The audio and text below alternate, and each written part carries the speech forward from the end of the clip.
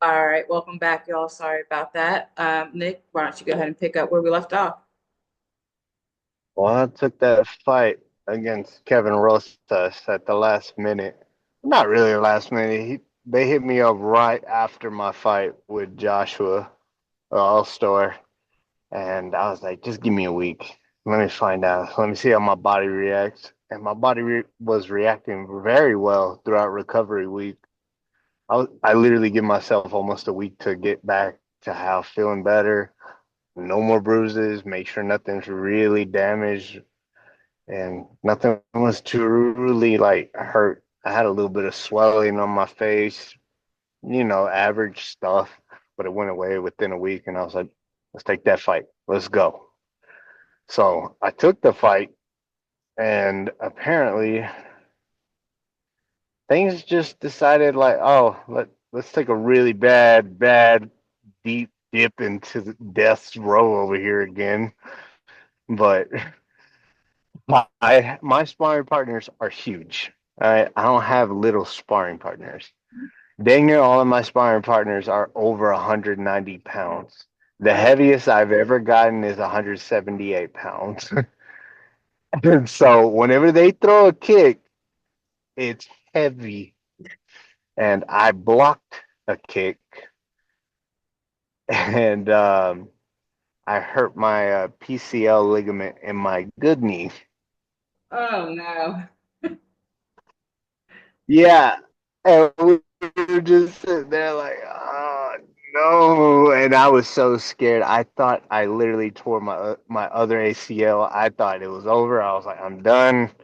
Like I hate myself. Like all of that doubt. So all that other stuff came right back. It's like it never left because I just started doubting myself again. And next thing you know, other things happen and it just got even worse from there. And I thought, man, what else is happening? 3 weeks later, I got in a car wreck. Actually, no, it wasn't that.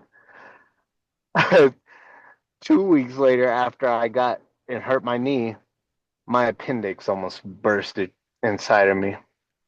So Okay. I had to get that emergency surgery to get my appendix removed. I was still gonna fight with uh, a strained PCL ligament, and I thought that ain't so bad. The doc, my physical trainer, just told me, "Hey, just don't pivot on it." And I was like, "Okay, how do Okay. I not pivot on it?" He said, "Don't turn your foot like this." I was like, "Hmm, easier said than done." We were trying to figure out throughout camp, like, what am I gonna do? What am I gonna do? And next thing you know, my appendix failed, and I was like, "Well, that's a definite call out of that fight." So I called up Eric and I explained everything that was going on. And he's honestly, he knows I don't pull out of fights unless it's something serious. Mhm. And this time it was like, hey, there's no like excuse for that at all. Like, I can't sit here and be like, oh, you could still fight. No, Eric's a very great promoter. Fury is a great promotion in my eyes. Like they got their guys that they love to death, and then they got guys that you know they put them in there, but they're actually very solid promotion. Like they don't believe in anybody should have a padded record, just the way Dez believes. They believe that they don't. They want you to be ready for the UFC. That's why they're a top feeder to the UFC. Yeah. Which, hey, top notch, top notch. Honestly, that's all I can say about them. But Yeah, definitely agree. yeah, my appendix failed. Yeah, my appendix failed, and next thing you know, I had to pull out of the fight. Here I am. I just weighed myself the other day. I was 184 pounds. Medical problems just kept coming, and I barely got back in the gym. And then this thing on my arm happened. I Ugh. don't know exactly. Yeah, it's an abscess that grew, like pus grows underneath the skin. and creates like a pimple underneath your skin. And I didn't know what the heck it was. And I squeezed it one day and it shot across the room full of pus. I was like, disgusting. So I had to go last week I had to go to the hospital and they got a knife, cut it, squeezed all the pus and old blood out of it, Oh, and shoved a metal stick inside there to ensure that it was out. And then got gauze about that long. But yeah, there you go, about that long, and shoved it inside of the hole. And they said, do not train, do not work out. We're trying to make sure you're good. And I was like, more you time went to the off from wrong the person. gym. Great. Yeah, it's like, man, doc, y'all really are not doing me any favors whatsoever. Like, y'all are helping me get better and all, but damn, it's just one thing after another I have to fight. And so now I'm done with that. I hope I'm done completely, because I'm ready to get back in training, ready to go. This week, I plan to get back into the gym and go full blast because we got amateurs getting ready for fights for peak PFC, I believe is what they call them, and Amarillo, May 10th. I'll be there cage side helping my teammates get ready for the amateur debuts. We got one dude that's got 2 fights. Let's see how they hack it, and I keep telling them, hey, this whole entire camp, it's mental. You're going to feel like you want to break. You're going to feel like, oh no, I can't train. This injury's too hard. Don't let that break you. Don't. There's all the excuses in the world to pull out of a fight. I just need one to get into the fight. Right. That's what I tell them. Like, just think of one reason to get in there. That's all you need, man. And then, shoot, to go back into the years of whenever I was 17 years old, man, that's where I started MMA, and it was because I got jumped by 5 guys. Oh, wow. Yeah, I got jumped by I got jumped by 5 guys. I had gotten in 2 fights in high school, one-on-ones, and I got beat up every single time. I had blood always coming out of my face from somewhere. I couldn't fight. I knew I couldn't fight, and I knew I wasn't any good at it. But you ask those bullies today if they would want a rematch with me? Absolutely not. One of them literally told me, actually, most of them are trying to be my friend to this day. And I'm just like, I remember what you did, but you know what? I forgive you. So therefore, I don't have a problem with you. Hmm. I just don't want to be associated with you. That's it. Because that was shitty. And that's totally understandable. That's just how, yeah. I gotta admit, I wasn't the best dude myself in high school. I had an ex, you know what? She cheated on me, and I was always a hothead thinking I could beat anybody up. But instead, I was the one always getting beat up. I was not a smart cookie back then. Luckily, with age, comes a little more, what's the word? Wisdom. So as we get older, we learn from those mistakes and. Yeah, we all learn from our mistakes and stuff, and I sure have, because you know what? It's better to forgive people than to live with a grudge inside of your heart. Oh yeah, absolutely. I most definitely agree with that. Oh yeah, I have trying to two teach this on that. You said what? As that I'm trying to teach that one this. He's young, he'll learn, but hopefully he learns from your mistakes and he doesn't make the same ones.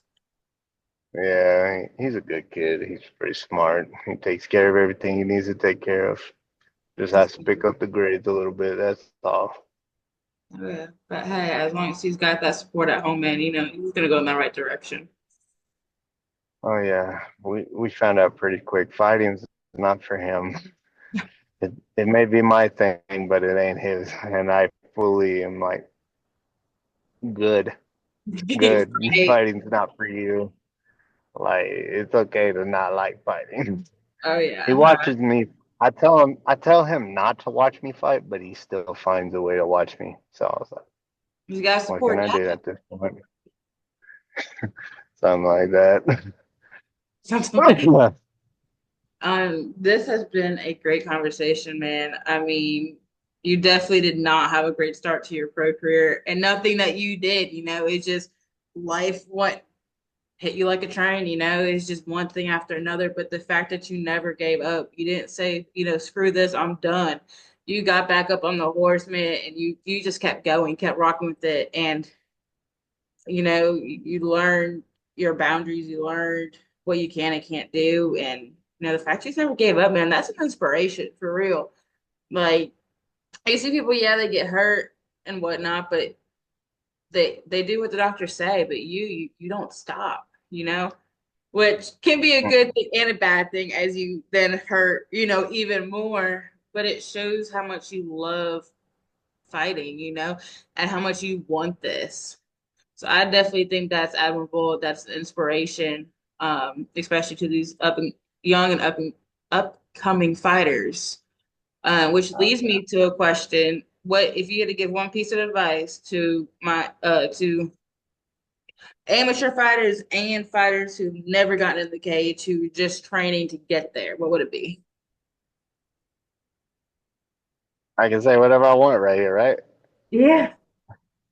Don't be a pussy. That fucking injury doesn't mean you're gonna stop.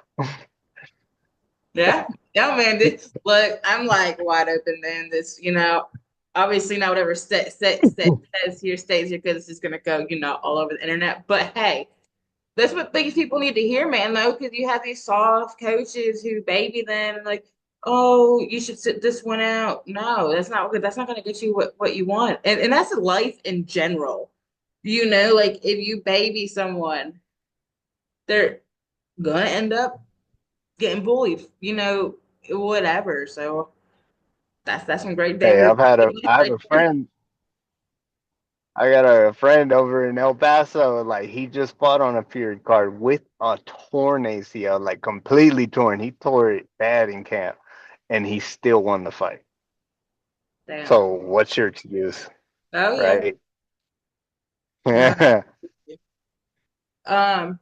Well, Nick, if do you have, I want to before we jump off here, where can my followers, well, your followers obviously know where to find you, but where can my viewers and followers find you, social wise? I'm I'm on Instagram. I'm on Facebook. Just look up Nick Talavera. I'm pretty much everywhere that I can possibly be. I want my TikTok to get bigger too. I do funny videos. I prank people. I have fun doing everything that I possibly can. Just look up Slick Nick Talavera, and that's it. And I'm everywhere, man. My Snapchat, that's kind of just my thing. So, I'll definitely be finding you on TikTok because I love a good laugh, good pranks. I enjoy those videos, so I'll be finding you.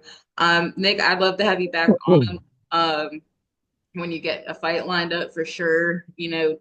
Talk again about how this time you haven't been able to train at all. So getting back in that gym and getting ready for camp, whenever that fight is definitely going to be different than because you want to get his doctor's orders and still stay in that gym. So, being out of the gym for a yeah, couple I'll be posting.